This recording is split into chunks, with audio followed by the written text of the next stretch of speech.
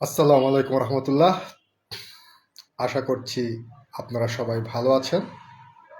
আলহামদুলিল্লাহ, আমিও ভালো আছি। আসন্ন জাতীয় সংসদ নির্বাচন সম্পর্কে দু চারটি কথা বলার জন্য আমি আজকে আমার এই ফেসবুক লাইভটাতে আসলাম। তো কথা অনেক কিছুই বলার ছিল, এটা নোট ডাউন করে খাতা আকারেও সাজিয়েছিলাম। তো খুবই অল্পতে শেষ করে ফেলে আসলে কি কথা বলতে চাই। আসন্ন জাতীয় নির্বাচনে বাংলাদেশে অনেক বড় একটি দল নেই, অথবা তাদেরকে বয়কট করা হয়েছে, অথবা তাদেরকে নির্বাচন থেকে দূরে সরে রাখা হয়েছে, অথবা তাদেরকে নিষিদ্ধ করা হয়েছে। তারা যে অন্যায় করেছে, অপকর্ম করেছে, তার প্রতিদান এবং তার প্রতিফলন তারা পেয়েছে। বর্তমানে বাংলাদেশে বৃহৎ একটি দল, সেটা হচ্ছে বাংলাদেশ বিএনপি, জাতীয়তাবাদী দল বিএনপি, এবং বাংলাদেশ জামাত, বাংলাদেশ কমিউনিস্ট পার্টি, জাতীয় পার্টি এবং আরও আনুষাঙ্গিক ওয়ার্কার্স পার্টি, মানে আরও আনুষাঙ্গিক অনেকগুলো দল নির্বাচন করছে। সবার জন্য রইল আমার তরফ থেকে শুভকামনা। আমি সামান্য লেখক, লেখালেখি করে আমার কিছুটা জীবন কাটে। আমি একটা প্রাইভেট জব করি, আর আমি বেসিক্যালি হচ্ছে আমার মূল পরিচয় হচ্ছে আমি একজন ওয়েব ডেভেলপার। আমি ওয়েবসাইট তৈরি করে জীবিকা নির্বাহ করি, এবং চাকরি থেকে কিছু ইনকাম আসে, সেখান থেকে আমি আমার বাসা ভাড়া প্লাস আনুষাঙ্গিক খরচগুলো বহন করি। এই জায়গা থেকে, এবং আমার যে ক্লাসমেট আছে, আমার ব্যাচের যারা আছে, সবাই আমাকে একজন ছোটোখাটো লেখক হিসেবে পরিচয় দিতে স্বাচ্ছন্দ্য বোধ করে। তো যে যেটাই করুক, সবার জন্য রইল আমার তরফ থেকে আন্তরিক মোবারকবাদ। তো আজকে এই জাতীয় সংসদ নির্বাচনের ক্ষেত্রে আমি যে বিষয় দুটো পরিলক্ষিত হয়েছে আমার চোখে, সে বিষয় দুটো নিয়ে আমি দুটো তিনটো চারটি বা পাঁচটি আরও অনেকগুলো বিষয় আসলে জাতীয় সংসদ নির্বাচনে দুইটা সংখ্যাগরিষ্ঠ দল, যে দুটা বাংলাদেশ জাতীয়তাবাদী দল বিএনপি এবং বাংলাদেশ জামাত ইসলাম, বিএনপি হচ্ছে ধানের শীষ মার্কা এবং বাংলাদেশ জামাত ইসলাম হচ্ছে দাঁড়িপাল্লা মার্কা। এছাড়াও প্রায় 65টা আসনে, আমি যতটুকু জানি 65 থেকে 66, মানে 65 থেকে 66 আসনে বাংলাদেশের কমিউনিস্ট পার্টির কাস্তে মার্কাও দাঁড়িয়েছে, এবং আরও অন্যান্য এনসিপি বা জাতীয় পার্টি, আরও বিভিন্ন ধরনের রাজনৈতিক দল তারা আজকে এবার নির্বাচন করছে, এবং বড় একটি দল এই নির্বাচন থেকে নিষিদ্ধ ঘোষণা করা হয়েছে। তো এই তথ্য আমরা সবাই মিলে জানি, কিন্তু অনেকে আমাকে প্রশ্ন করছে যে আসলে নির্বাচন সম্পর্কে তোমার ধারণাটা কি, নির্বাচন নিয়ে তুমি কিছু বলছো না কেন? অলরেডি আজকে আর হয়তো বা হাতে গোনা 4-5 দিন বা 6 দিন আছে। আজকে যদি 6 তারিখ বা 7 তারিখ, আজকে কয় তারিখ? আজকে ইতিমধ্যে হচ্ছে আপনার 6 তারিখ। আর হয়তো বা 5 দিন পর আমাদের আসন্ন জাতীয় সংসদ নির্বাচন অনুষ্ঠিত হবে। আমাদের অনেক স্বপ্ন এবং অনেক স্বপ্ন পূরণের আকাঙ্ক্ষা, ইচ্ছা নিয়ে আমরা এই নির্বাচনটাতে অংশগ্রহণ করব। সেই জায়গা থেকে আমি আমার বক্তব্য পেশ করার জন্য আজকে এই লাইভটাতে আমি এসেছি। এখন আমি বলতে চাচ্ছি আসলে এই যে নির্বাচন, এই নির্বাচনে আমার মতামত কি বা আমার চিন্তা চেতনা কি। এই নির্বাচন নিয়ে এখন পর্যন্ত আমার কোনো মতামত নেই, কোনো চিন্তা চেতনা নেই, কোনো আকাঙ্ক্ষা নেই, কোনো প্রত্যাশা নেই। কারণ এইবারে নির্বাচনে আমি অনেক আশা এবং প্রত্যাশা করেছিলাম যে আমাদের অনেক বড় একটা স্বপ্ন পূরণ হবে, আমরা দাসত্ব মুক্ত হব, আমরা শৃঙ্খলার মধ্যে ফিরব, আমাদের আইন ব্যবস্থা সঠিক কাজ করবে, পুলিশ তার স্বতন্ত্র জায়গাটা খুঁজে পাবে যাতে সে সঠিক বিচারটা করতে পারে। পুলিশের যে কাজ, বিচার ব্যবস্থা তো পুলিশের কাজ না, ধরে নিয়ে গিয়ে পুলিশের যে কাজ, সেই কাজটা সে করতে পারে, এরকম একটা বড় আশা বা বড় স্বপ্ন নিয়ে আমি নির্বাচনটাকে দেখেছিলাম। কিন্তু যেই জায়গাগুলো আমাদের পূরণ হয়নি, সেই জায়গাগুলো নিয়ে এখন পর্যন্ত বাংলাদেশের বিএনপি, জাতীয় পার্টি, কমিউনিস্ট পার্টি বা আরও যে পার্টিগুলো আছে, সেগুলো এখন পর্যন্ত এই ধরনের ইস্তেহার তারা এখন পর্যন্ত দেয়নি। কেন দেয়নি আমি জানি না। সেই বিষয়বস্তুগুলো কী কী আছে দেখেন, যে আসলে অনেক শুধু আমার একার স্বপ্ন না, বাংলাদেশে যদি 18 কোটি মানুষ থাকে বা 20 কোটি মানুষ থাকে, এই 18 এবং 20 কোটি মানুষের স্বপ্ন হচ্ছে একটা স্বাধীন দেশে একটা সুস্থ আইন ব্যবস্থা থাকবে, একটা ন্যায় বিচার পাওয়ার মতো একটা অবস্থা থাকবে, বিচার ব্যবস্থা সুষ্ঠু থাকবে, শিক্ষা ব্যবস্থা সুশৃঙ্খল থাকবে, এরকম একটা চিন্তা চেতনা থেকে এই নির্বাচনটাকে আমরা অনেক কঠিনভাবে মূল্যায়ন করেছিলাম এবং আমরা ভেবেছিলাম আমাদের অবস্থার অনেকটাই পরিবর্তন হতে যাচ্ছে বা হবে। কিন্তু সেই জায়গাটা এখন পর্যন্ত কোনো রাজনৈতিক দল আমাদেরকে পরিষ্কার করেনি। দেখেন, এইবারে নির্বাচন নিয়ে আমরা যে আমার মতো আরও যারা আশা এবং প্রত্যাশা করেছে, আমাদের সবার আশা এবং প্রত্যাশা, আমাদের চিন্তা, আমাদের যে স্বপ্নটা ছিল সেই স্বপ্ন পূরণ করতে প্রত্যেকটি রাজনৈতিক দল ব্যর্থ হয়েছে। এখন তাদের প্রতিশ্রুতির ভিতরে দেখেন কি আমরা শুনতে পাচ্ছি যে কোনো একটি দল আমাদেরকে সরাসরি জান্নাতে ঢুকিয়ে দিবে, আবার কোনো একটি দল আমাদেরকে ফ্যামিলি কার্ড দিবে যাতে আমরা মাস শেষে 2-2,500 টাকা ওইখান থেকে পেয়ে কিছুটা সচ্ছল বা স্বাচ্ছন্দ্যে থাকতে পারে। এরকম নির্বাচনী প্রতিশ্রুতি আমি শুনেছি বা আরও আমার আশেপাশে যারা আছে তারা হয়তো বা শুনেছে। কিন্তু আসল জায়গাটা কোথায়?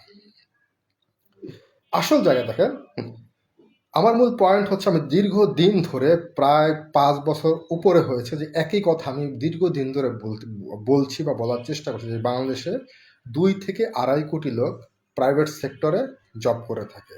তাদের সুযোগ সুবিধা, তাদের চিন্তা চেতনা, এটা নিয়ে এখন পর্যন্ত বাংলাদেশের কোনো রাজনৈতিক দল কোনো ধরনের মন্তব্য করেনি, কোনো ধরনের আলোচনা করেনি।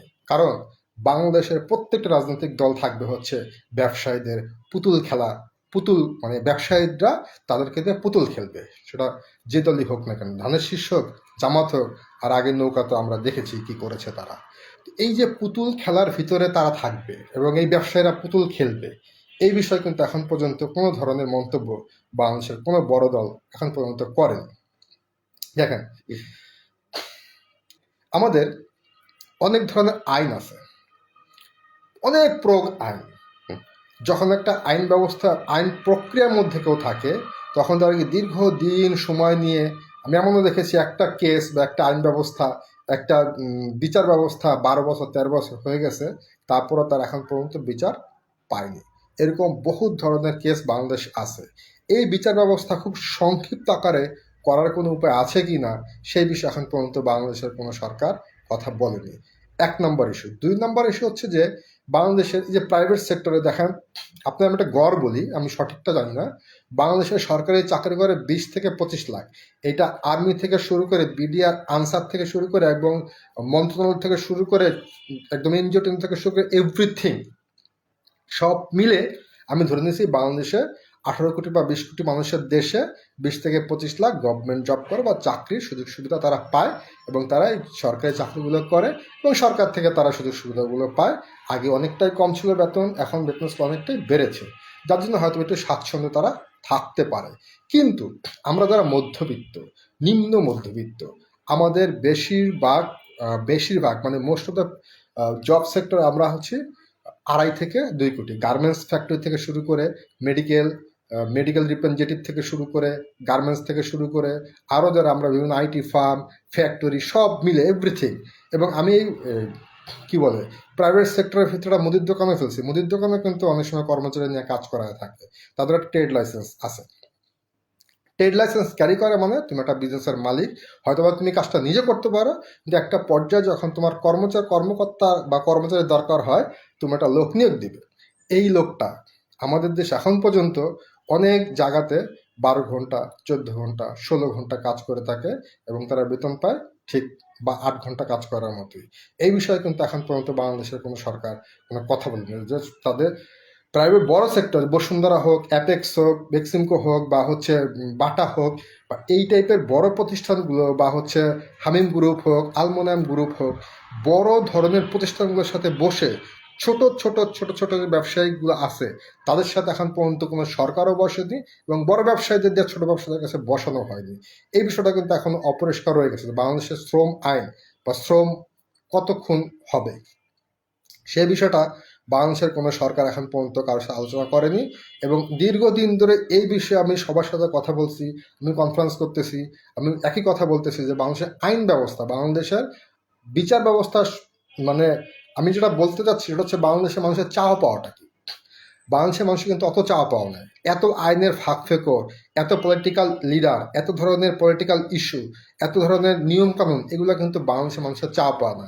এক সরকারে আরেক সরকার রাস্তা কাটাও বাংলাদেশের মানুষের চাওয়া পাওয়া না। রাস্তা যা হোক, কিন্তু একটা অসুবিধা হইলে পর রাস্তার একটা মিনিমাম ব্যবস্থা করতে হবে, সেটা মানুষের চাওয়া পাওয়া। কিন্তু মানুষের মূল চাওয়া পাওয়া, বাংলাদেশের মানুষের মূল চাওয়া পাওয়াটা হচ্ছে আমাদের দ্রব্যমূল্য নিয়ন্ত্রণ। কিভাবে নিয়ন্ত্রণ করবে, কোন ইশতেহারে, এটা কোনো সরকার এখন পর্যন্ত ঘোষণা দেয়নি।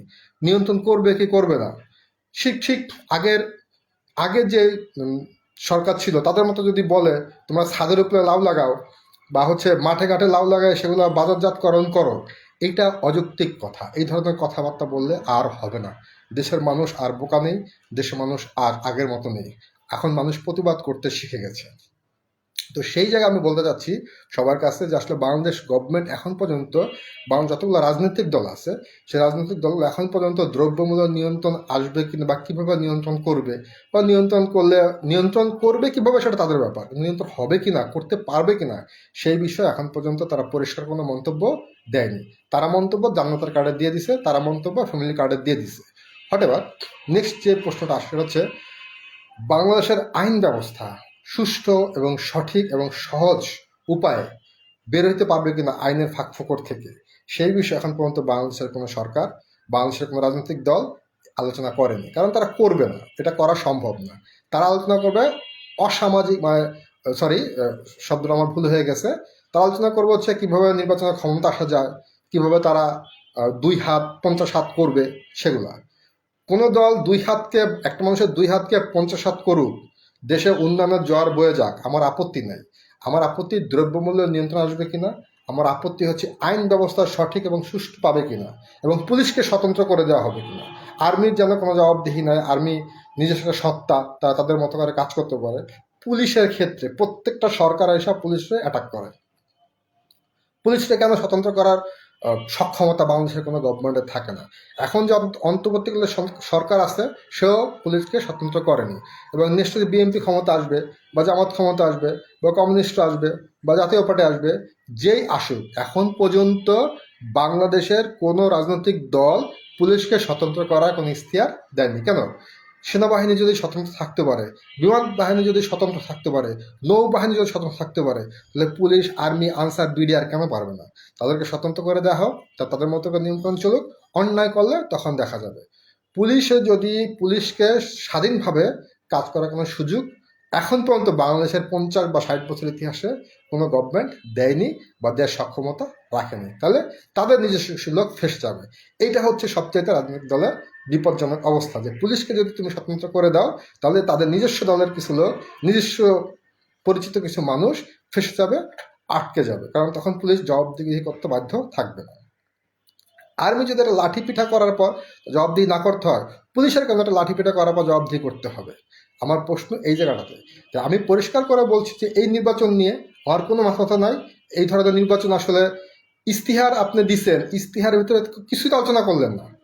আলোচনা করলেন জান্নাতের টিকিট, আলোচনা করলেন ফ্যামিলি কার্ড, তাতে আমাদের কি লাভ হইল? কোনো লাভই হলো না।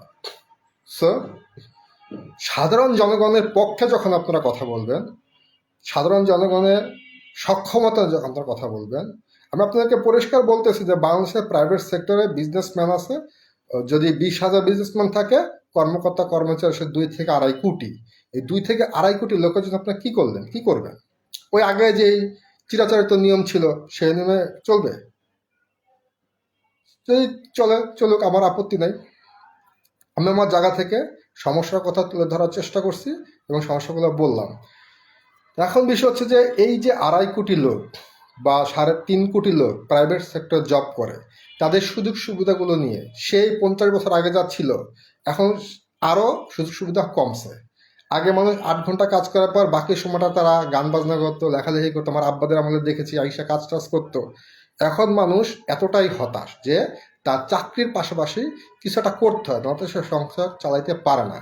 যে আমার দোস্ত বা আমার ভাই, আমার একটা চাকরির পাশাপাশি কিছুটা করতে হবে।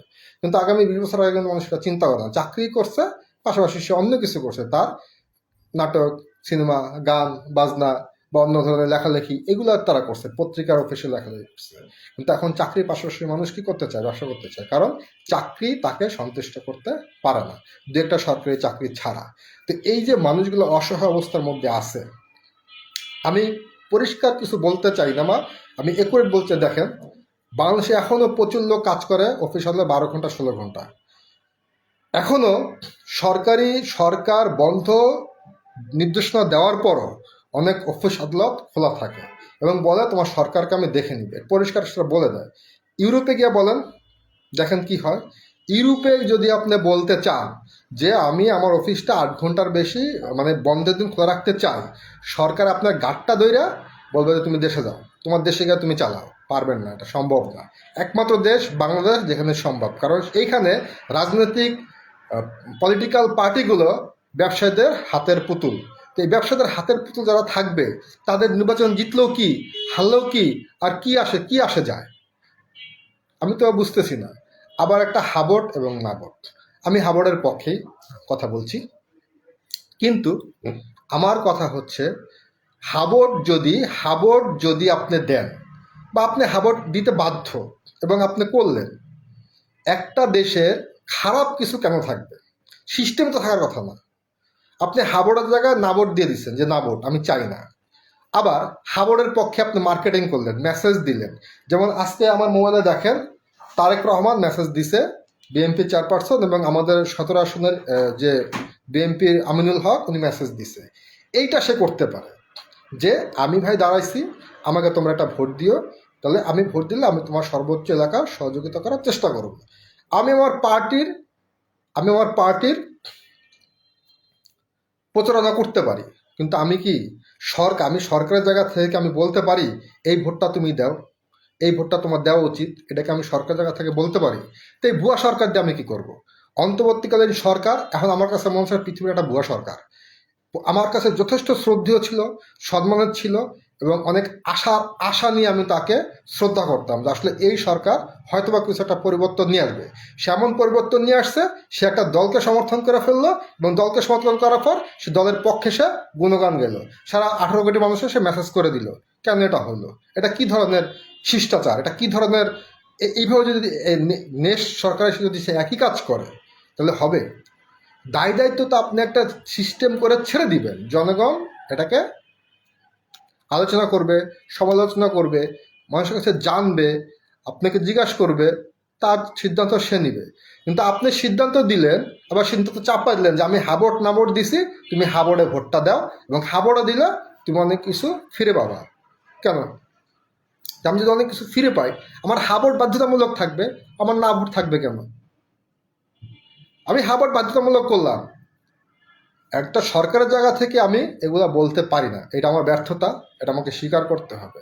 আমি হয়তো অত নামি দামি লোক না, ফেসবুকে সামান্য জায়গায় আমি সামান্য জায়গায় সবাইকে বললাম এই অন্তর্বর্তীকালীন সরকারকে, যখন প্রথম বাংলাদেশের ছাত্ররা এই কাজটা করলো, আমি খুব খুশি, স্যাটিসফাই। আওয়ামী লীগ দেশ থেকে বিতাড়িত হয়েছে, আই এম স্যাটিসফাই। বাট এখন যেটা করলো, আমি ডিসস্যাটিসফাই। আমি এই সরকারের প্রতি যতটুকু আমার ভালোবাসা, শ্রদ্ধা, সম্মান ছিল, সব উইথড্র করে নিলাম। এইটা কোনো সিস্টেমই না। আমার এলাকায় ফুটবলার আমিনুল হক হচ্ছে নির্বাচনী প্রচারণা করতেছে, সে মেসেজ পাঠাইছে বা আমাকে ভোটটা দিও, এটা কোনো ব্যাপার না, এটা সে করতে পারে। কিন্তু সরকারের জায়গা থেকে আমাকে কেউ বলতে পারে যে অমুক দলটা তুমি ভোটটা দাও, অমুক হাবটা না দাও। হাবট নাবট দেওয়ার পর সরকার থেকে হাবট নাবট আলোচনা করবে রাজনৈতিক পলিটিক্যাল পার্টিগুলো যে তোমরা এটা দাও, এটা দিলে সুবিধা হবে। কিন্তু গভর্নমেন্ট ইনফো থেকে মেসেজ দিবে তুমি হাবটে দাও, হাবট দিলে তোমার এই সুযোগ সুবিধা তোমার হবে, এইটা সরকারের জায়গা থেকে অনিয়ম এবং অন্যায়। এটা বাংলাদেশের নাগরিক হিসেবে আমি হাবটের পক্ষে, কিন্তু আমি বাংলাদেশের নাগরিক হিসেবে সরকারের এই সিদ্ধান্তটা সহজে মেনে নিতে পারলাম না, এটা আমি ভালো চোখে দেখলাম না। আমি হাবট নাবটটা বয়কট করলাম, এই ভোট আমি দিবই না। আমার একটা ভোটে দেশের কিছুই হবে না, একটা ভোট দেশ কিছুই হবে না, আমাদের ক্ষুদ্র মানুষের ভোটে কিছুই আসে যায় না। কিন্তু এই ভোট আমি বয়কট করলাম, কারণ সরকার থেকে আমাকে প্রচারণা করা হয়েছে আমি হাবড়ে যাতে ভোটটা দিই। সো এই ধরনের অনৈতিক সরকার আমি বয়কট করলাম এবং আমি এটাকে অস্বীকার করলাম, এই সরকার মানি না। এরপর আসেন নেক্সট যায়, বাংলাদেশের জামাত ইসলাম, দাঁড়িপাল্লা আর ধানের শীষ, দুইটা হচ্ছে এখন হাঁটাহাঁটি লড়াই হবে। ধানের ক্ষমতা আসুক, আমার কোনো আপত্তি নাই। জামাত ক্ষমতা আসুক, আমার কোনো আপত্তি নাই, কারণ আমার ব্যাকগ্রাউন্ডে কোনো রাজনৈতিক নাই। তবে দু একটা আমি কমিউনিস্ট পার্টিতে মিছিল টিছিলে গেছি, হয়তো আমি মিশছি, বা আওয়ামী লীগের আমলেও গেছি। বিএনপি যখন ক্ষমতা আমি কলেজে পড়ি, তখন ধানের শীষের কয়েকটা মিছিল টিছিল আমি গেছি।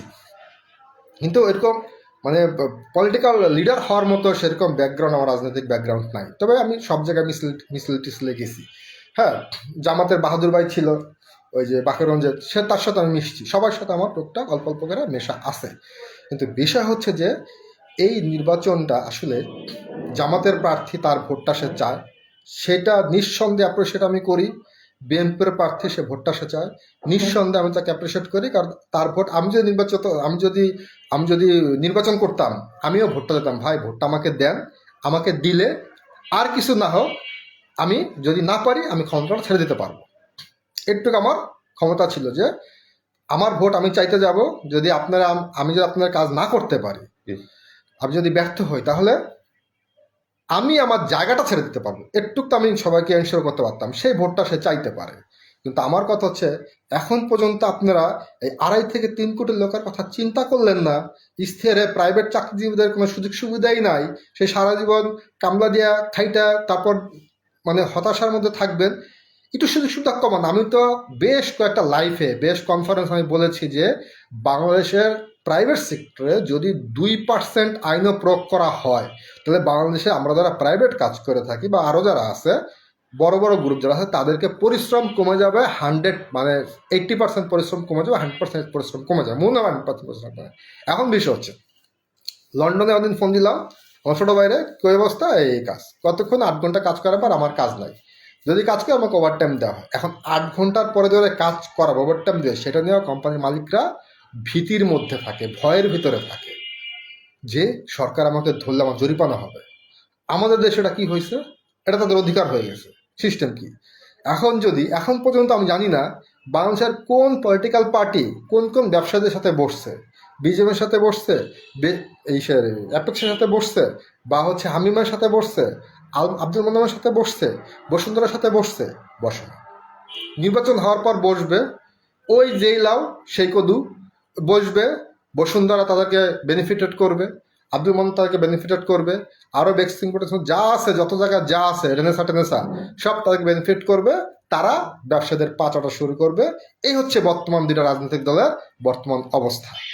সেই জায়গা থেকে এখন পর্যন্ত নির্বাচন স্থিরে যদি বাংলাদেশের 2.5 থেকে 3 কোটি মানুষের সুযোগ সুবিধা না আসে, সুযোগ সুবিধা না নিয়ে আসে, তাহলে এই নির্বাচন আমার কাছে কোনো নির্বাচনের মতো মনে হয় না। কারণ অতীতে আমি এই ধরনের কোনো স্থির আমি পাই না। হ্যাঁ, আমার কথা আপনি বাদ দেন, গার্মেন্টস সেক্টরে কি হয়েছে, ফ্যাক্টরিতে কি হয়েছে, বড় বড় কলকারখানায় কি হয়েছে, সেইখানে তো আপনি ইন্ডিকেটেড করে করে করতে পারবেন, করতে পারবেন না? অবশ্যই করতে পারবেন। বাংলাদেশের শ্রম আইন আছে, শ্রম মন্ত্রণালয় আছে, কিন্তু ফাংশন নাই। এই যে আন্দোলনগুলো করে গার্মেন্টস শ্রমিকরা ঈদের সময় বেতন টেতন পায় না, তাহলে তখন আপনি কি দেখেন কোনো মিছিলে, কোনো আন্দোলনে পুলিশ লাঠিচার্জ করে, আর্মি পর্যন্ত নেমে যায় আন্দোলনগুলোতে? কোনদিন দেখছেন শ্রম মন্ত্রণালয়টা গাড়ি নিয়ে আইসা কোনো সমাধান করতে? তো শ্রম মন্ত্রণালয়ের কাজটা কি করে? এরা সার্টিফিকেট দেয়, এই কাজ তাদের। ভালো কথা, দেখ, আমিও নিব, যদি আমি বড় ব্যবসায়ী আমিও নিব, আমার কোনো আপত্তি নাই। দান্দাবাজি ছাড়া বাংলাদেশ আর কিছু আছে বলেন তো? আপনারা দেশ পরিবর্তন করবেন কিভাবে? কারণ আপনার আগের আমলা আছে 2000 বা 2500 2200, ডিসি আছে, এএসপি আছে প্রায় 2200, ডিসি আছে প্রায় 100টার উপরে। আপনারা পরিবর্তন করবেন কিভাবে? নতুন করে ভালোগুলো আনবেন, সেও তো খারাপ হয়ে যাবে। আর পুরোনোগুলোর আপনি বিশেষ কাটারে কীভাবে চেঞ্জ করবেন? ওরা রিজাইন দিবেন, ওরা কাজ বন্ধ করাই দিবেন, কত বেতন পাবে মাসে মাসে? লাভ কি? সো পরিবর্তন হওয়ার কোনো সুযোগ নাই। হ্যাঁ, আমরা আশা করি বাংলাদেশের নতুন কিছু হোক। আমি স্বপ্ন দেখি বাংলাদেশের মতো একটা গরিব দেশে ভালো কিছু হোক, আমার মতো মানুষ একটা ভালো জামা পরতে পারি, দুমুঠো পেট ভরে খেতে পারি, সেই ব্যবস্থা আপনারা করবেন, আমি এটা প্রত্যাশা করি। তবে মনে রাখেন, যদি আবার গাফলতি করেন, যদি আবার অত্যাচার শুরু করে দেন, যদি আবার সেই আওয়ামী লীগকরণ করেন, আওয়ামী লীগকরণ করছে ভালো কথা, আওয়ামী লীগকরণ করার প্রতিদান তারা পায় আছে। বিএনপি যদি আবার বিএনপিকরণ করা শুরু করে, তার প্রতিদান ধানের শীষ পাবে। জামাত যদি জামাতিকরণ করা শুরু করে তার প্রতিদান দাঁড়িপাল্লা পাবে। কমিউনিস্টরা যদি কমিউনিজম কমিউনিস্ট যে সার্কেল তৈরি করে, তাইলে কাস্টমারকার শাস্তি কাস্টমারকার পাবে। So be careful. এখনো সময় আছে, হাতে যে কদিন সময় আছে। বাংলাদেশে এই যে প্রাইভেট সেক্টরে আমরা প্রায় 2.5 থেকে 3 কোটি লোক কাজ করি, বা আর একটু কম হইতে পারে, 2 থেকে 2.5 কোটি লোক কাজ করে থাকি। এদেরকে দিয়ে আপনি কি করাবেন? কোম্পানি মালিকদের সাথে কিভাবে বসবেন, তাদের পরিশ্রম কিভাবে কমাবেন, তাদের ন্যায্য অধিকারটা কিভাবে আদায় করে নেবেন, সেই সংস্থা তৈরি করছেন। সেই সংস্থা তৈরি করে তারপর আপনারা আমাদেরকে জানান যে আসলে আমার নির্বাচন স্থায়ী দিতে ভুলে গেছি, বা এখন দিব কিছু একটা। So be careful. বাংলাদেশের মানুষ শিখে গেছে কিভাবে প্রতিবাদ করতে হয়, কিভাবে সরকার পতন ঘটাতে হয়। আজকে যে আপনারা যে আওয়ামী লীগ সরকারের পতনটা ঘটালেন, তখন কি ছিল? রাস্তায় কে ছিল? সাধারণ ছেলেপেলে ছিল, জামাতের লোকজন ছিল, বিএনপি লোকজন ছিল, আরও দেশের লোকজন ছিল। আবার যখন আপনারা ক্ষমতা আসবেন, আপনার নামানোর জন্য ওই আবার পলিটিক্যাল পার্টির লোকজন থাকবে, বারের লোকজন থাকবে, মাঝখানে আবার দর্শকরা ঢুকে যেতে পারে। তো সাবধান থাকেন, বেশি লাফালাফি করেন না। আমার কথা হচ্ছে জামাত ক্ষমতা আসুক, আপত্তিতে আসুক, আমিও চাই তারা ক্ষমতা আসুক। কারণ বাংলাদেশের মানুষদের দেখাক যে আমরা পারি ভাই, আমরা চেষ্টা করেছি, আমরা আমাদের জীবন দিয়ে চেষ্টা করেছি দেশটাকে পরিবর্তন করতে, কিন্তু পারি নাই, ওটা ভিন্ন হিসাব। কিন্তু জামাতিকরণ করবেন আওয়ামী লীগের মতো, প্রতিদান ভালো হবে না। বিএনপি ক্ষমতা আসুক, বিএনপি তাদের মতো করে কাজ করুক, বিএনপি তাদেরকে দেশ পরিবর্তন করার চেষ্টা করুক, আপ্রাণ চেষ্টা করুক, আমি সাধুবাদ জানাই। কিন্তু বিএনপি করণ করবেন আওয়ামী লীগের মতো, কাজটা ভালো হবে না। এখনো সময় আছে। আপনারা জামাতের টিকিট বেচা বন্ধ করে আর ফ্যামিলি কার্ডটা বন্ধ করে, এই যে 18 কোটি লোক, এই যে মুদির দোকানে যে ছেলেটা কাজ করে, ওর জন্য আপনি কি ব্যবস্থা রাখছেন? এই যে মনে করেন যে টেস্টিটিউটের ছেলেপেলেরা কাজ করে, তার জন্য আপনি কি ব্যবস্থা রাখছেন? এই যে ভাগ্যকুল মিষ্টি দ্রব্য দোকানের ম্যানেজার কাজ করে, তার জন্য আপনার কি ব্যবস্থা আছে? আপনার ব্যবস্থা আছে খালি আমলাদের জন্য, আপনার ব্যবস্থা আছে পলিটিক্যাল লিডারদের জন্য, আপনার ব্যবস্থা আছে গভর্নমেন্ট চাকরি যারা করে তাদের জন্য। তো আমাদের কি লাভ? আপনাকে সরকারে এনে বলেন আমারে কি লাভ? আমার উত্তরটা দেন। আপনি একটা সাধারণ ছেলের কোনো সহযোগিতা করলেন না, জান্নাতে পাড়া দিলেন। জান্নাত যখন মরবে তখন দেখা যাবে। আমার এখন জান্নাত দরকার নাই, আমার ফ্যামিলি কার্ডও দরকার নাই, এইসব ফালতু জিনিস আমার দরকার নাই। আমার দরকার এই মুহূর্তে আমি কী খাবো সেটা দরকার। আপনার টেস্টিটিউটের বাংলাদেশে যদি 2000 ব্রাঞ্চ থাকে, কাজ করে 5000 লোক, সেই 5000 লোক কথা চিন্তা করছেন? আপনি যদি বাংলাদেশের ভাগ্যকুল মিষ্টান্ন ভান্ডার সব মিলে আর কি যদি 50,000 লোক কাজ করে, আপনি সেই 50,000 লোকের চিন্তা করছেন? আপনি যদি রিক্সা তো ব্যবসার মতোই পড়ে, আপনি যদি আরও এরকম গার্মেন্টসে যদি 2 কোটি 50, 60 লাখ 70 লাখ লোক কাজ করে থাকে, সেই 60 লাখ 70 লাখের কথা আপনি চিন্তা করছেন? ফ্যাক্টরিতে যদি 60-70 লাখ কাজ করে থাকে, বাইং হাউস বা ফ্যাক্টরিগুলোতে, তাদের কথা আপনি চিন্তা করছেন? বিভিন্ন কলকারখানার কথা চিন্তা করছেন? আপনি চিন্তা করছেন সরকারি আমলা, সরকারি এজেন্ট, পলিটিক্যাল লিডার এবং ব্যবসায়ী। তাহলে কীভাবে নির্বাচন আমি কীভাবে সহজে মেনে নিব বলেন? সো এই পলিটিক্যাল লিডার, ব্যবসায়ী এবং আমলা, সচিব, এই ধরনের চিন্তা ভাবনা দিয়ে রাজনীতি হবে না। এই জন্য চিন্তা ভাবনা আপনার ক্ষমতা বেশি দিন টিকা রাখতে পারবেন না। পরিষ্কার ইস্তারা লিখতে হবে যে আমি গরিব মানুষের জন্য এই কাজগুলো করব, বাংলাদেশের শ্রম আইন এইভাবে চলবে, বাংলাদেশে কোম্পানিগুলো এইভাবে নিয়ন্ত্রিত হবে, এবং এর বাইরে কেউ যেতে পারবে না। এর বাইরে যেতে গেলেই সরকার থেকে পানিশমেন্ট ব্যবস্থা করা হবে। এই ধরনের কঠিন একটা শর্ত দিয়ে আপনারা ক্ষমতায় আসেন, আমরা আপনাদেরকে সহযোগিতা করব। কোন সরকার আসবে সেটা আমার দেখা দরকার নেই, যে সরকারই আসুক সে সরকার যাতে এই জিনিসটা করে, আমার ইতিহাস গাইডেও লাভ নেই। তো এই জায়গাগুলো আপনাদেরকে পরিষ্কার বুঝতে হবে। আসলে নির্বাচন একটা হইলো, স্বতঃস্ফূর্ত নির্বাচন হয়েছে। এটা কিভাবে স্বতঃস্ফূর্ত নির্বাচন হলো, যেখানে অন্তর্বর্তীকালীন সরকার নিজে আমাদেরকে মেসেজ পাঠাচ্ছে হাবড় দেওয়ার জন্য? এটা কিভাবে লিগ্যাল ভোট হইলো বলেন তো? কেন সরকার থেকে আমাদেরকে উৎসাহ দেওয়া হবে? সরকার থেকে নিউট্রাল থাকবে, সরকার নিউট্রাল, যে তোমার যা মন চায় তুমি তাই করো, তুমি চিন্তা করো তুমি কি করবা। আমার হাবড়ে এগুলো আছে, না বোর্ডে এগুলো আছে, কারণ তুমি সিদ্ধান্ত তুমি কি করবা। এটা তো আপনারা করলেন না। আপনারা হা বোর্ডের পক্ষে ঢালাও প্রতারণা চালাইলেন, আবার একদল না বোর্ডের পক্ষে ঢালাও প্রতারণা চালায়। ভালো কথা চালান। এই ভোট আমি প্রত্যাখ্যান করলাম পুরাটাই। হা ভোট না ভোট আমার দরকারই নেই, কারণ ওই ঘুরে ফিরে তো আমি তো দেখতেছি একই সিস্টেম হইতেছে। হ্যাঁ, আরেকটি ইস্যু হচ্ছে বাংলাদেশে দুর্নীতিমুক্ত আপনি করবেন, 50 বছরে যারা 20 বছর আগে চাকরি করছে সেবারে দুর্নীতি আপনি কীভাবে বন্ধ করবেন? নতুন লোক নিয়োগ দিয়ে বন্ধ করতে পারবেন? সম্ভব? এটা সম্ভব না। সো যদি আপনার সব কিছু বন্ধ করতে হয় আমাদেরকে সহযোগিতা করেন। আপনারা যেমন সহযোগিতা চাইছেন, আমরা প্রাইভেট সেক্টর মানুষগুলো সহযোগিতা চাই। ওই মুদির দোকানে যে ছেলেটা চাকরি করে তার কথা ভাবেন। বিক্রমপুর মিষ্টি, মুসলিম মিষ্টির দোকানে চাকরি করে তার কথা ভাবেন। যারা সুন্দরবন কুণ্ডে চাকরি করে বা হচ্ছে অন্যান্য কুরিয়ার সার্ভিসে চাকরি করে, তাদের যে ছেলেটা চাকরি করে তার কথা ভাবেন। ওই কোম্পানির মালিকের কথা ভাবেন না, ওর কথা ভাবেন। ওর কি হবে, ও কি পরিমাণ অবস্থাতে আছে। যারা হচ্ছে ট্রান্সপোর্টে চাকরি করে তার কথা ভাবেন। সারা বাংলাদেশের ট্রান্সপোর্টে চাকরি করে দিন রাত 24 ঘন্টা কাজ করে ছেলেটা, তার কথা ভাবলেন না কেন কেউ? কি ভাবলেন তাইলে? ঘরের আন্ডা ভাবছেন? কই ইস্তারে দেখান, আমি দেখতে চাই। তো এগুলা বললে হবে না।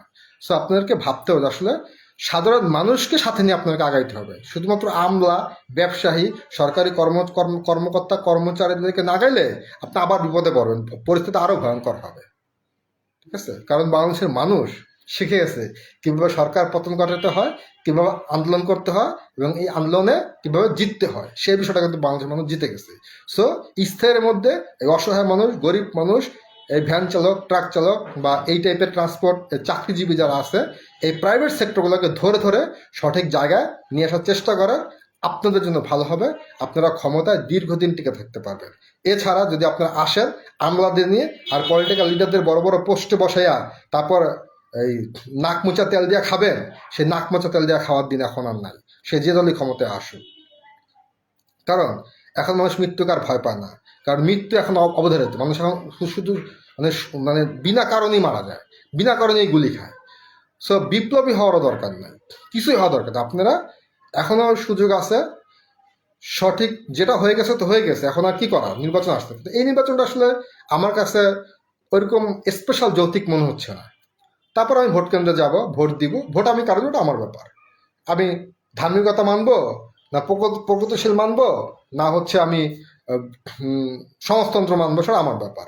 সো সেই জায়গায় আমি পরিষ্কার করতে চাই যে আসলে যে সরকারি আসেন এখন পর্যন্ত আপনারা সাধারণ জনগণের, এই যে মধ্যবিত্ত, নিম্ন মধ্যবিত্ত যারা এই টাইপের চাকরিগুলো করে থাকে, আপনাদেরকে যেটা বললাম প্রাইভেট সেক্টর চাকরিগুলো করে থাকে, তাদের সুযোগ সুবিধা নিয়ে এখন কোনো কথা বলেনি। তারা কিভাবে তাদের জীবনটা অতিবাহিত করবে, যেভাবে জীবনটা কাটাবে। এখন বলতে পারেন তোমার জীবন কিভাবে কাটাবে সেটা আমার দেখার বিষয় না, তোমার দেখার বিষয় না। কিন্তু বিষয় হচ্ছে তুমি যে কোম্পানি নিবন্ধন দিলা, তুমি যে কোম্পানির মাধ্যমে এটা করলা, সেই তোমার যে নিয়ম কানুন আছে, সেই নিয়ম কানুনের মধ্যে ভিতরে জাহিদ ইস্তেক কোম্পানিটা চলে কিনা সেটা নিয়ন্ত্রণ করা হচ্ছে সরকারের কাজ। আমি আশা করি আমার কথাটা বুঝাইতে পেরেছি। আবার বলি, তো আমার জীবন তোমার পরিবর্তন করা দরকার নাই, কিন্তু তোমার নিয়ম কানুনের মধ্যে জাহিদ ইস্তেক যে কোম্পানিটা খুললো, সে জাহিদ ইস্তেক কোম্পানি তোমার নিয়ম কানুনের মধ্যে চলতেছে কিনা দীর্ঘ 2-3 বছর ধরে, সেটা মনিটরিং করা হচ্ছে তোমার কাজ। সেখানে ম্যান পাওয়ার বাড়াইতে হবে, সেখানে যদি আপনি আরও কিছু বাড়াইতে হবে, গোয়েন্দা সংস্থা বাড়াইতে হবে, ডিজিএফআই বাড়াইতে হবে, কিন্তু আপনার মনিটরিংটা নিয়ে আসতে হবে। তো যখন আপনি মনিটরিং নিয়ে আসতে পারবেন, তখন আপনি দেখেন দেশে আমার মতো গরিব মানুষ বা আমার মতো এই যারা এই টাইপের কাজগুলো করে থাকে তার একটা স্বাচ্ছন্দ্যের মধ্যে চলে আসবে, একটা শান্তির মধ্যে চলে আসবে। সেই জায়গাটা আমি করতে চাই আসলে, যে আসলে আমরা আমাদের যে নেক্সট সরকার আসবে সেই সরকারকে আমি অবশ্যই মোবারকবাদ এবং সাধুবাদ জানাই, কিন্তু সেই সরকার এগুলা করতে পারবে কিনা সেটা হচ্ছে আমার প্রশ্ন। যদি করতে পারে তাহলে বাংলাদেশের জনগণ তাদেরকে আবারও ফুলের মালা দিবে, আবারও 5 বছর পর নির্বাচিত করবে এবং সারা জীবন বাংলাদেশের ক্ষমতা তারাই থেকে যাবে। আর যদি না পারে তাহলে এই ব্যর্থতা তাদের, এই ব্যর্থতা আমাদের না বা গরিব মানুষের না, এই ব্যর্থতা তাদের, এবং তারা এমনভাবে হারিয়ে যাবে তাদেরকে আর খুঁজে পাওয়া যাবে না। তো যাই হোক, আমি প্রত্যাশা করি আমি যেই কারণগুলো বললাম, যে বাংলাদেশের 2.5-3 কোটি প্রাইভেট সেক্টর চাকরিজীবী, এদেরকে সঠিকভাবে মূল্যায়ন করা এবং তাদের কোম্পানির সাথে কমিউনিকেশন করে, বড় বড় কোম্পানির সাথে কমিউনিকেশন করে এটা আইনের আওতায় নিয়ে আসা এবং একটা সিস্টেমের মধ্যে নিয়ে আসা। ইউরোপে এটা পারলে আমরাও পারবো। ইউরোপ যদি 8 ঘন্টা বেশি ডিউটি করালে কোম্পানির মালিক, সরকার এটা ইচ্ছা থাকে, হ্যাঁ সরকার থেকে ধরা খেলে তো আমি শেষ, এই যে আতঙ্ক, ভয়, এটা যদি বাংলাদেশের মালিকদের থাকে, সেই বিষয়টা যদি সরকার সঠিকভাবে নিয়ন্ত্রণ করতে পারে তাহলে দেশের অনেক পরিশ্রম কমে যাবে এবং অনেক শান্তির মুখ আসবে। এটা একটা ইস্যু। আরেকটা ইস্যু হচ্ছে বাংলাদেশের আইন ব্যবস্থা যদি সঠিক প্রয়োগ করতে পারে তাহলে আরও মানুষ স্বস্তিতে পাবে। কারণ মানুষের বিচার ব্যবস্থা এমন একটা পরিস্থিতি হয়েছে আমাদেরকে, যে আমাদের বিচার ব্যবস্থা চলে দীর্ঘদিন, 20-22 বছরের বিচারটা শেষ হয় না একটা কার্যক্রম। এই জায়গাটা যদি সঠিকভাবে যুক্তিসঙ্গতভাবে বিচারটা সঠিকভাবে কমিয়ে নিয়ে এসে অল্পের ভিতরে সকল বিচারগুলো শেষ করতে পারে, তাহলে এই যে সরকারি ক্ষমতা আসুক সে দীর্ঘদিন টিকে থাকবে এবং আমাদের দ্রব্যমূল্য দাম নিয়ন্ত্রণ করতে পারবে। যেমন আমাদের দেশে যে অবস্থা, আমাদের মাসিক ইনকাম অ্যাভারেজ 15 থেকে 20,000 টাকা, আমাদের একটু বেশি পায় 30 থেকে 40,000 টাকা, যেটা আর একটু বেশি পায় সে 50 থেকে 60,000 টাকা। কিন্তু আমাদের যে গড় হিসাব, আমি যদি গড় হিসাব করি, আমরা যদি স্ট্র্যাটেজি দেখি, সোশ্যাল স্ট্র্যাটেজি দেখি, তাহলে বাংলাদেশের মধ্যবিত্তের ইনকাম 40 থেকে 60,000 টাকা। তো আমাদের নিম্ন মধ্যবিত্তের ইনকাম 40,000 60,000 টাকা হচ্ছে নিম্ন মধ্যবিত্তরা পায়। তা গরিব মানুষ কত পায়? 40-এর নিচে। সেক্ষেত্রে আমাদের অ্যাভারেজ ইনকাম কিন্তু হচ্ছে 15 থেকে 25, এর ভিতরে হচ্ছে আমাদের average income. So be careful. এই ধরনের ইনকাম যারা করে তাদের মুখের দিকে আপনাকে তাকাইতে হবে। এরকম মানুষ আছে বাংলাদেশে প্রায় 2.5 থেকে 3 কোটি। সেই 2.5 থেকে 3 কোটি লোকের মুখের দিকে যদি আপনি না তাকান, তাহলে কিন্তু সরকার বেশি দিন টিকে থাকতে পারবেন না। এবং বিচার ব্যবস্থা যদি সঠিকভাবে নিয়ন্ত্রণ না নিয়ে আসতে পারেন, তাহলে আপনি টিকে থাকতে পারবেন না। আর যদি দ্রব্যমূল্য নিয়ন্ত্রণ না করতে পারেন, কারণ আমাদের খিদা আছে, আমরা ভাই ক্ষুধার্ত, আমাদের দ্রব্যমূল্য চাউলের দাম যদি অনেক টাকা হয়, আমরা কিনে খেতে পারবো না। আমাদেরকে খাওয়ার হয়তো বা মানটা কমাতে হবে, অথবা আমাদেরকে খাওয়া কমায় দিতে হবে। তো সেই জায়গাগুলো হচ্ছে আমাদেরকে পরিষ্কার করলে আপনারা অনেক দিন টিকে থাকবেন। আর আর তেমন কিছু বলতে চাই না, অনেক কিছু বলে ফেলেছি। নির্বাচন নিয়ে আমার মাথা ব্যথা নাই, মাঠে থাকবো এবং